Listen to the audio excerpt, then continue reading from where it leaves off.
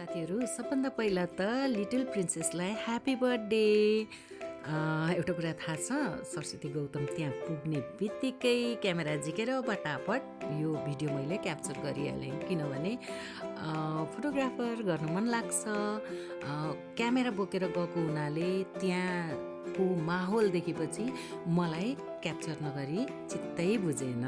त्यसैले मैले यो सबै भिडियोहरू उहाँहरूलाई थाहा छैन, उहाँहरूले मैले चिनेको पनि होइन।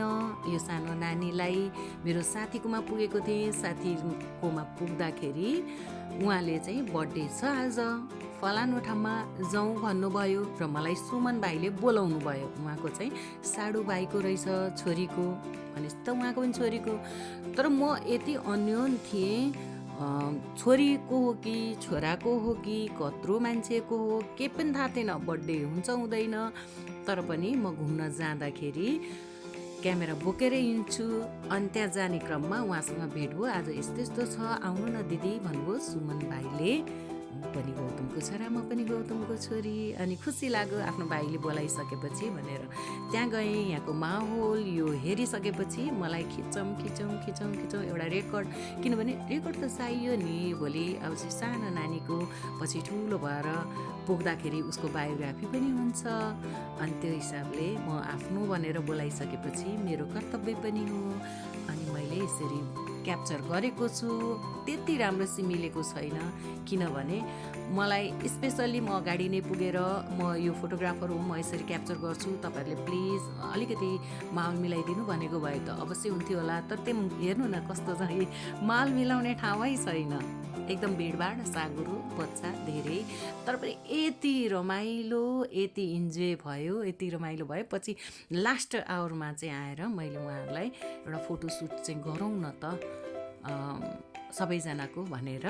अनि मैले यो फोटोसुट पनि राखेको छु, किनभने त्यहाँ राख्न पर्यो। अनि उहाँहरूलाई लास्टमा म चाहिँ यस्तो यस्तो हो, मेरो यो च्यानल छ, म यसरी तपाईँहरूलाई हालिदिन्छु, तपाईँहरूले चाहिँ नि त्यहाँबाट लिनु हेर्नु है त भने। उहाँको मम्मी बाबा मैले त त्यो पनि चिनेको थिइनँ।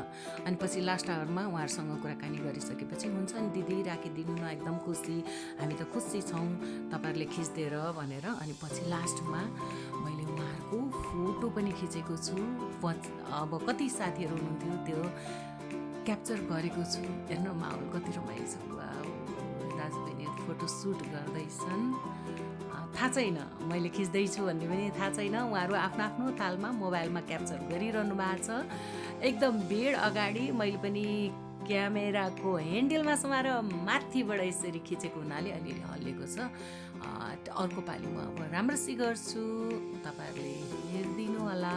अनि मन पर्यो भने लाइक कमेन्ट सबै गरिदिनु होला। अनि तपाईँहरूको पनि यस्तै फङ्सनहरू छ भने प्लिज सरस्वती गौतमलाई सम्झिनु होला। म आउँछु स्यासी विथ क्लासी च्यानलबाट म प्रसारण गरिदिन्छु।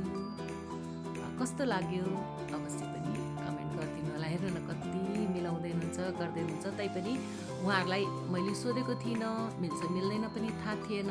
म क्याप्चर गर्छु पछि हाल्छु भनेको थिएँ। अनि पछि उहाँको जो बर्थडे गर्लको बाबाले चाहिँ हुन्छ हालिदिनु भनेको हुनाले अनि मैले यो यसरी हालेको हो। अलिक मिलेको छैन, तपाईँहरूले हेर्दा नि मलाई बोलाएको सुमन भाइ मेरो भाइ हो। हामी चाहिँ अब पिता पुर्खा एउटै गौतम भएकै कारणले चाहिँ नि यहाँ पोर्चुगलमा भेट भयो होइन। एउटा माया प्रेम दिदीभाइको सद्भावले गर्दाखेरि उसले पनि दिदी यस्तो छ आउनु न भनेको हुनाले म गएको हो।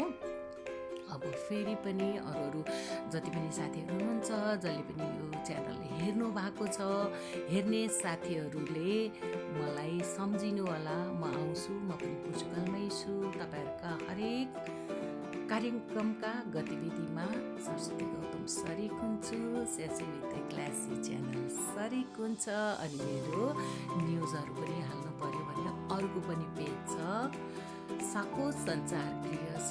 तपाईँहरूले जति पनि पोर्चुगलवासीहरूले बसेर होइन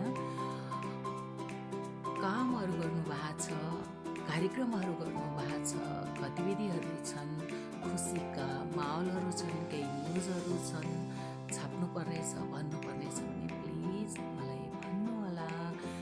एकदमै यहाँहरूसँग तयारी छु, हाजिरमा छु, सम्झिनु होला। म भन्दैछु नानी म खुवाउँ बिचार उसलाई खुवाउँदा सबैले खुवाउँदा होइन सानो बच्चा अनि खुवाउँ कि नखाउँ बाबा भनेको खुवाउनु हस् भनेर हेर्नु न उसलाई खाँदा है कति गाह्रो बिचरालाई। हामी अलिकति भए नि खुवाउनै पर्यो, जानै पर्यो, केही उपहार लानै पर्यो, दिनै पर्यो होइन, सबैले गर्नु पर्यो नि। त्यसले गर्दाखेरि अनि खाँदा केक बिरामी हुन्छ। अनि लाइक सब्सक्राइब सबैले गरिदिनु होला। त्यसपछि मैले हेर्नुहोस् फोटो खिचेर मैले हालेको छु, बर्थडे कल भने हो। पछि उहाँहरूसँग चाहिँ भनेर हेर्नु ऊ आफ्नै क्यामेरामा हेर्नु भएको छ उहाँहरूले, मलाई हेर्नु भएको छैन, थाहा छैन उहाँहरूलाई।